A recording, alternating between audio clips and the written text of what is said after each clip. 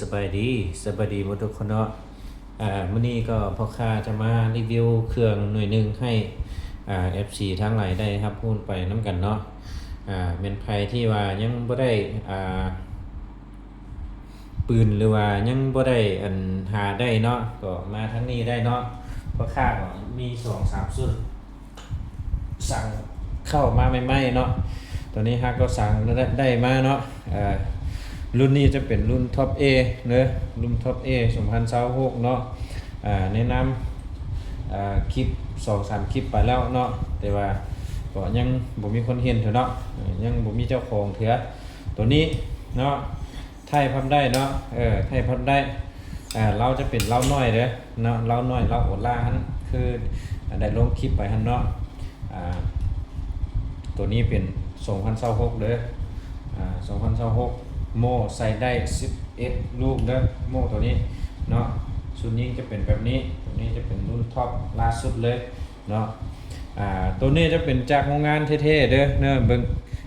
ไก่มันจะเป็นสีดำเนาะถ้าเป็นตัวข้าวเฮ็ดผลิตอยู่ในเมืองเราเฮามันจะเป็นไก่มันจะเป็นสีแดงจะเป็นไก่ใหญ่ๆเนาะมันบ่ค่อยงามปานใดดอกแต่ว่ามันก็คนละแบบเนาะรับประกันให้เลยตัวนี้มันคล่องเทเลยเนาะใครที่สนใจอยากได้ก็ทักหาเนาะตัวนี้มันเบาแห้งเนาะเบาแห้งตัวนี้ใครที่มักเอาแบบเบาๆก็เอาตัวจัดตัวนี้ไปแล้วเนาะทางจะเป็นทางคาร์บอนเนาะเบาปัดในเนาะเบาจะเป็นเบาแป้นแบนเด้อเนาะจิกมือจะเป็นแบบนี้เนาะใครที่สนใจอยากได้ท็อป A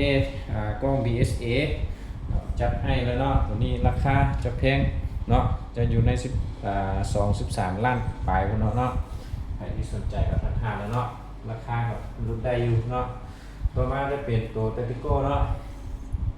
ตาติโก้ไพมักถ่ายแบบนี้ก็ได้เนาะมักถ่ายแบบนั้นก็ได้เนาะสีดำก็ได้เนาะสีนี้ก็ได้เนาะตัวนี้ก็คือกันเนาะตัวนี้จะเป็นชุดยิงจะเป็นชุดตาติโก้เนาะใครที่มักรุ่นตาติโก้ก็จัดได้เนาะตัวนี้ราคาก็11-12 ล้านคือกันเนาะใครที่สนใจอยากได้งอกได้ก็ถามได้เนาะต่อมาจะเป็นตัวนี้จะเป็นตาติโก้คือกันเนาะคือกันแต่ว่าเราจะเป็นเราที่เคฮ่องกง12 เกี่ยวเด้อตัวนี้50 เซนเนาะตัวนี้เราจะยาวแล้วเนาะตัวนี้ราคาจะลุดเลือนตัวนั้นน้อยนึงเนาะตัวนี้ราคาจะอยู่ใน10 ปลายล้านก็คือกันเนาะ12 ล้านเนาะตัวนี้นะประมาณนั้นแหละเนาะใครที่อยากได้ราคาใดก็ทักหาแล้วเนาะชี้แจ้งให้เนาะชี้ให้ข้อมูลให้เนาะใครที่สนใจอยากได้แบบใดก็ทำได้เนาะและมีสุดหนึ่งมาแนะนำอีกเนาะตัวนี้เนาะตัวนี้จะเป็น MC ด้วย MC วาล์วปรับนอกเนาะถังคาร์บอนเนาะถังคาร์บอน MC เนาะไทยพับได้คือกันเนาะตัวนี้มีคนจองแล้วเนาะมีคนเอาแล้วประกอบให้ลูกค้าทั้งบล็อกแก้วคนละเนาะ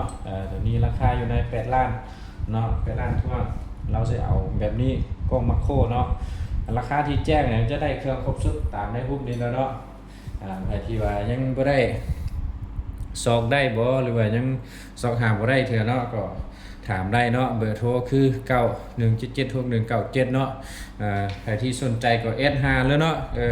แอดหาเลยแคปจอส่งให้เลยว่ามักแบบใดก็ทักหาแล้วเนาะขอขอบใจ